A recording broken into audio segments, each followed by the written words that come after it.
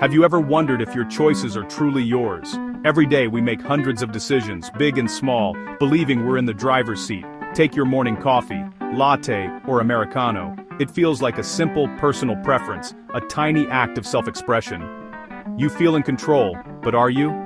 Pause for a moment and ask, where did that preference come from?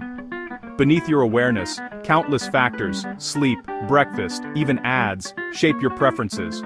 The music you heard, the weather outside, a fleeting memory, all quietly nudge your choices. Your brain is a bustling city, with hidden processes nudging your decisions long before you notice. Thoughts and impulses dart through unseen alleyways, shaping your path. The conscious you is often the last to know, like a CEO taking credit for unseen workers. The real work happens behind the scenes, out of sight. Falling in love?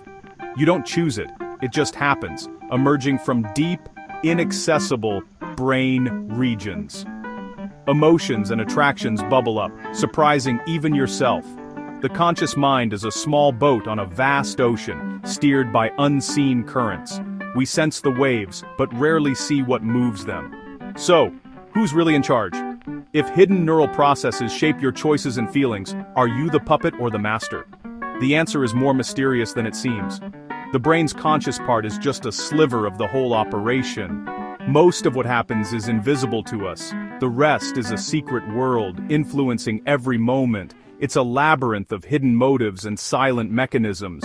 To understand who we are, we must explore this hidden continent. Only then can we begin to grasp the true nature of our choices. Welcome to the secret lives of the brain, where the real story of you begins.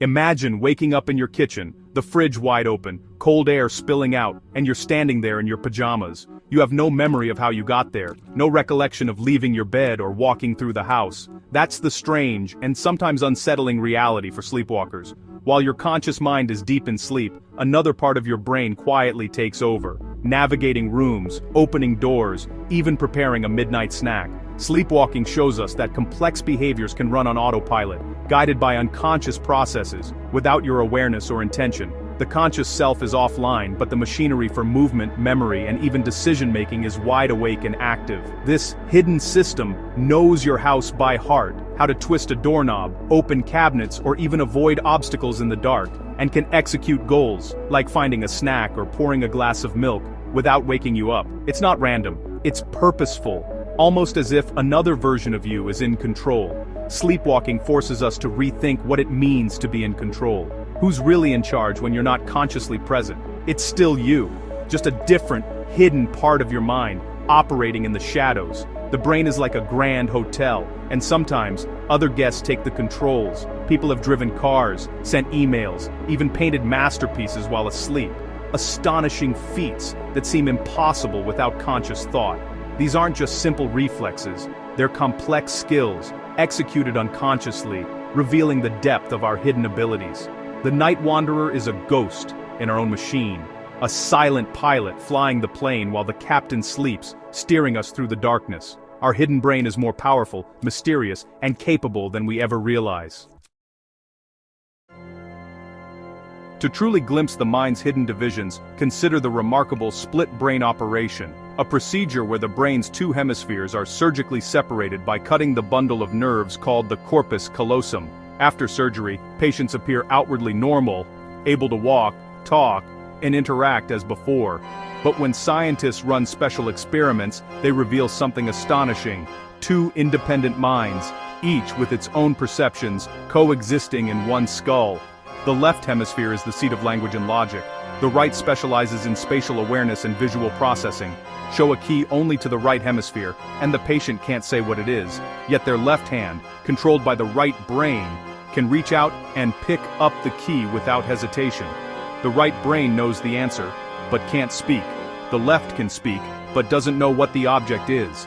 It's as if two separate people are living inside one head, each with its own abilities and limitations.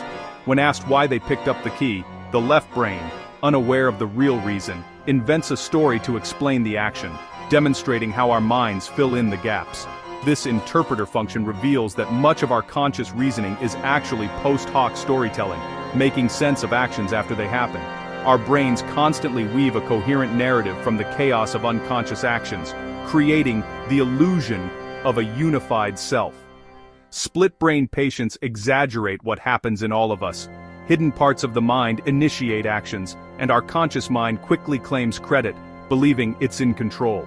We're masters of self-deception, convinced we're the authors of our thoughts and actions, even when we're not. The real story? Our conscious mind is often just the narrator, not the true author, of our lives. The mind is a patchwork, a mosaic of different voices and processes, not a single unified entity. We live with two minds, and perhaps many more hidden within, each shaping who we are in ways we're only beginning to understand. Split-brain patients sometimes act like two people in one body, the left hand fighting the right, even disagreeing on what to do. The brain isn't a unified entity, it's a parliament of rival factions, each with its own agenda. Normally, these systems negotiate behind the scenes, producing a seamless sense of will. But when communication breaks down, internal conflicts spill into the open. Even simple choices, like which shirt to wear, can become a tug of war. This is a window into the brain's constant consensus building. We all experience milder versions, torn between cake and diet, instant reward and long-term goals. The feeling of being of two minds is real, a reflection of our brain's architecture. The brain is a team of rivals, and your conscious experience is the story told by the winning coalition. Internal conflict is not a flaw, it's how your mind works. Understanding this helps us accept our own contradictions. The self is a coalition, not a dictator, not a... Our sense of control feels real. When you lift your finger, you believe you willed it. But is this feeling reliable? Experiments show it's easy to trick. In studies, people felt they caused actions they didn't actually perform, just because intention and outcome matched. The brain infers agency after the fact, drawing conclusions from thoughts and sensory feedback. This sense of "I did that" is a useful story, but not always true. The real work of action happens unconsciously. The conscious feeling is just a commentary. We're not the ghost in the machine, pulling levers. We're the audience, convinced we're writing the script. Agency is a fragile construction, not a direct perception. Understanding this changes how we see responsibility and control. The story of self is a clever illusion. Scientists can now predict your decisions before you're aware of making them. Using brain scans, they see activity building in your brain seconds before you consciously decide to press a button. For up to 10 seconds, your brain has already chosen before you know it. The conscious moment of decision is just the final step in a long, hidden process. It's like a king announcing a decree already set in motion by advisors. This challenges our ideas of free will. The conscious mind doesn't initiate actions. It's notified after the fact. The feeling of choice is an illusion, ownership of an action already decided by unconscious processes. But it's still your brain, your history, your situation making the call. The conscious self is the spokesperson, not the CEO. We're not robots, but we're not the sole authors of our story. Our sense of control extends to how we perceive reality. We think we see the world as it is, but perception is a story constructed by the brain. Locked in darkness, your brain receives only signals from your senses and must guess what's out there. Take your blind spot. Your brain fills in missing information, inventing part of your visual world. You're constantly hallucinating reality without knowing it. The world you see is a seamless story, edited by your brain. This happens with sound, faces, and more. Your brain fills in gaps, smooths inconsistencies, and presents a finished product. The puppeteer's greatest trick is not just controlling your actions, but building the stage you act on. Reality is a simulation, running in your mind's theater. Understanding this reveals the hidden work your brain does every moment. You're living in the most sophisticated movie ever made, star and audience at once. The world is more wondrous when you see the trick. If so much of our mind is hidden, is that bad? Not at all. It's the source of creativity. Eureka moments don't come from step-by-step thinking.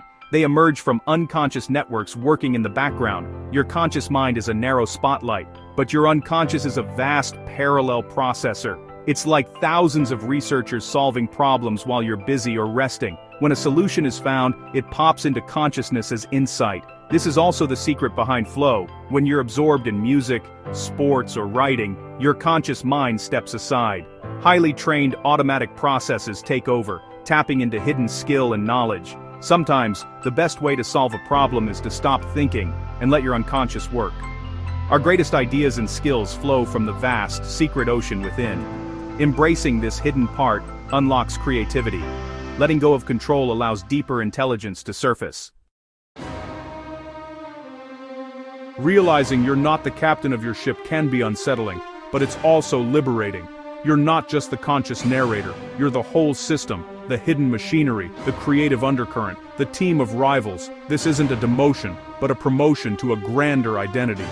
Understanding your brain's multitudes helps you accept internal conflict. It's not failure, but a natural debate. You are a democracy of mind, not a dictatorship.